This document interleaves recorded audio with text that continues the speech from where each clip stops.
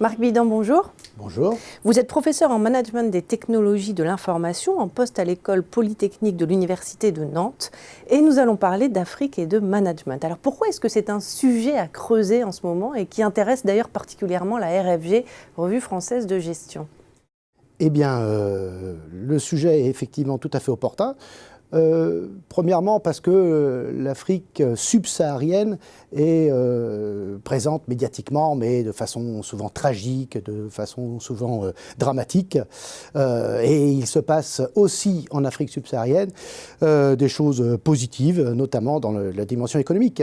Par exemple, 6 des 10 pays les plus performants du monde sont africains. Sénégal, Côte d'Ivoire, Ghana, Tanzanie, Djibouti, et ce sont des croissances à 6 à 8%. Donc il se passe des choses en Afrique et il faut s'y intéresser. C'est notre avenir et c'est fondamental. Alors vous évoquez des alternatives en management. Est-ce qu'il y en a vraiment et quelles sont ces différences dans ce cas-là?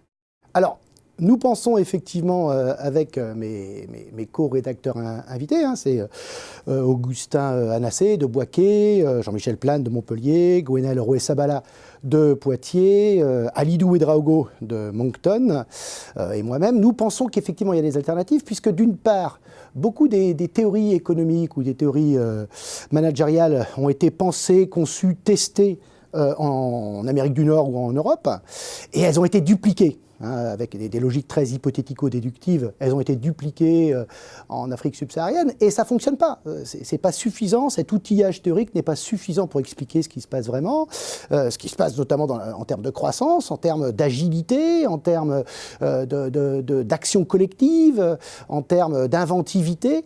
Et donc il faut s'intéresser vraiment concrètement aux réussites et aux échecs pour voir si on peut, non pas penser une nouvelle théorie, mais adapter des théories de façon un peu plus pertinente.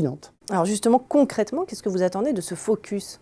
Alors, on attend comme tous les rédacteurs invités, on attend des articles qui soient essentiellement ancrés sur des expériences terrain, des success stories, des échecs, sur une réalité à la fois de l'entrepreneuriat, notamment la place des femmes en Afrique, qui est le continent où elles sont les plus impliquées, notamment la place des jeunes, bien sûr, la place du numérique, et puis cette ambiguïté ou cette ambivalence qu'il y a entre une très forte agilité et une vraie frugalité en fait dans l'activité, dans le dynamisme.